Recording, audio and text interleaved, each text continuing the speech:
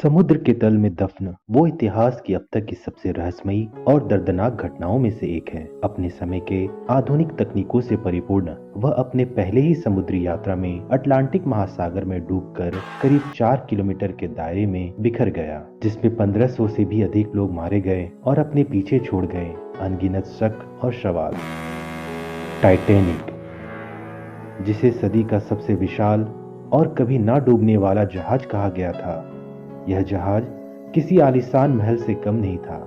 इसका निर्माण एक British company white star line ने किया था। 31 मार्च 1909 नॉर्दर्न आयरलैंड के बेलफास्ट में टाइटैनिक का निर्माण शुरू हुआ, जिसमें तकरीबन 3000 लोग शामिल थे और 3 साल के कड़ी परिश्रम के बाद यह आलीशान जहाज समुद्री यात्रा के लिए तैयार था। टाइटैनिक को पूरी तरह से वाटर टाइट बनाने के लिए इसे 16 अलग अलग कंपार्टमेंट में बांटा गया था। इसकी इसी खूबी के कारण इसे अनसिंकेबल माना जा रहा था।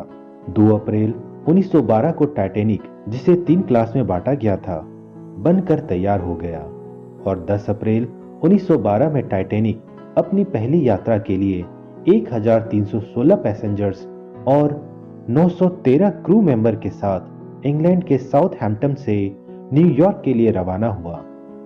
कहा जाता है कि जब टाइटैनिक न्यूयॉर्क के लिए बढ़ रहा था तो उसी रास्ते में सफर कर रहे अन्य जहाजों ने राह में मिलने वाले आइसबर्ग से सावधान रहने की चेतावनी टाइटैनिक पर भेजी थी, लेकिन जहाज के कैप्टन एडवर्ड स्मिथ ने इन चेतावनियों पर कुछ खास ध्यान न देते हुए टाइटैनिक को उसके मैक्सिमम स्पीड से ही चलाना सही समझा, ताकि टाइटैनिक अपने तय समय से पहले ही न्यूयॉर्क पहुंच जाए, जिससे उनके खुद की प्रतिष्ठा भी बढ़ जाए और साथ ही टाइटैनिक को सदी का सबसे विशाल और सबसे तेज जहाज होने का गौरव भी प्राप्त हो जाए। पर सफर की चौथी रात यानी 14 अप्रैल 1912 कुछ ज्यादा ही अंधेरा होने के कारण कैप्टन ने जहाज के 2 क्रू मेंबर फ्रेडरिक फ्लिट और रिगलैंड ली को सुरक्षा बरतने के लिहाज से जहाज के ऊपर निगरानी के लिए तैनात कर दिया, ताकि किसी भी खतरे की जानकारी तुरंत ही कैप्टन को दी जा सके। कहा जाता है कि एक लापरवाही की वजह से उस वक्त जहाज में दूरबीन नहीं था, जिस कारण इन 2 क्रू मेंबर्स के लिए दूर तक साफ साफ देख पाना मुश्किल हो रहा था। तभी अचानक रात के 11:39 पर उन्हें टाइटैनिक की राह में एक बड़ा सा आइसबर्ग दिखा, जिसकी तुरंत ही खबर कैप्टन को दी गई। पर काफी सावधानी बरतने के बावजूद टाइटैनिक का दाहिना निचला हिस्सा 11:40 में आइसबर्ग से जा टकराया, जिसका एहसास मुख्यतः 3rd क्लास में सफर कर रहे पैसेंजर्स को ही हो पाया।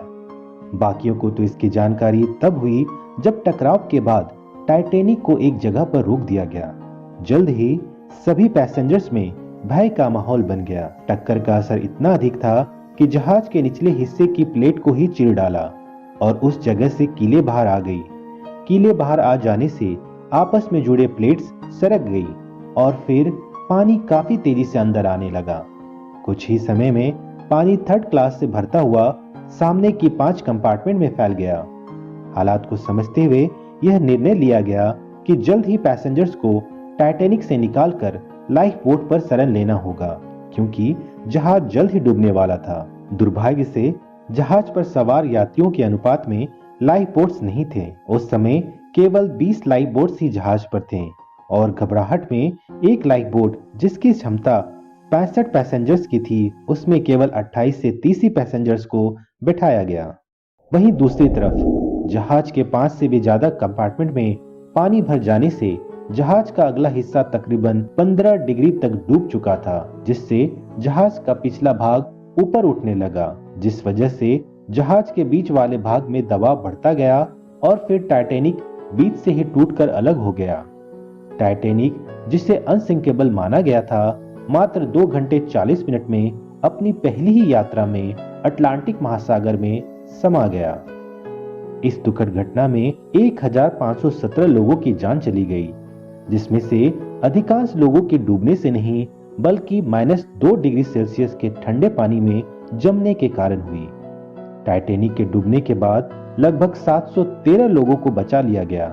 टाइटैनिक के डूबने के कारणों पर अगर रोशनी डालें तो समय समय पर कई तरह के थ्योरीज सामने आई हैं। एक थ्योरी कैप्टन स्मिथ के लापरवाह व्यवहार को जिम्मेदार मानती है, तो एक अन्य थ्योरी टाइटैनिक के बनावट में इस्तेमाल मटेरियल्स के घटिया होने को जिम्मेदार मानती है। आखिर किन वजहों से टाइटैनिक अपनी पहली ही यात्रा में डूब गई, इसकी सच्चाई को जानने के लिए 2010 में शोधकर्ताओं की एक टीम को बनाया गया।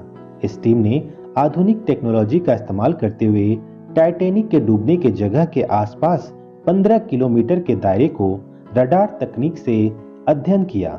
साथ ही टाइटैनिक में इस्तेमाल हुए मटेरियल्स पर भी विभिन्न विधियों से परीक्षण किया गया ताकि उसकी गुणवत्ता को परखा जा सके।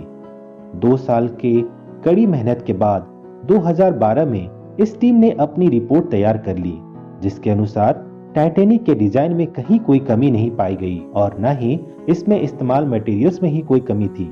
टाइटैनिक के डूबने का मुख्य कारण उसकी तेज रफ्तार थी, जिस कारण जब यह आइसबर्ग से टकराया तो जहाज का निचला हिस्सा पूरी तरह से क्षतिग्रस्त हो गया और जहाज के 5 कंपार्टमेंट में पानी भर जाने से जहाज का आगे का हिस्सा डूब गया और फिर 2 टुकड़ों में टूटकर पूरी तरह से डूब ही गया। आज टाइटैनिक का मलबा लगभग 4 किलोमीटर की गहराई में न्यू फाउंडलैंड के तट से 600 किलोमीटर साउथ साउथ ईस्ट में स्थित है, जिसकी तलाश एक लंबे समय से होती रही थी, लेकिन कामयाबी 1985 में मिली। अब इसे अंडर वाटर हेरिटेज की सूची में शामिल कर लिया गया है, जिसका संरक्षण यूनाइटेड नेशंस की कल्चरल एजेंसी करती है ताकि इसके मलबे का अनैतिक दुरुपयोग न किया जा सके।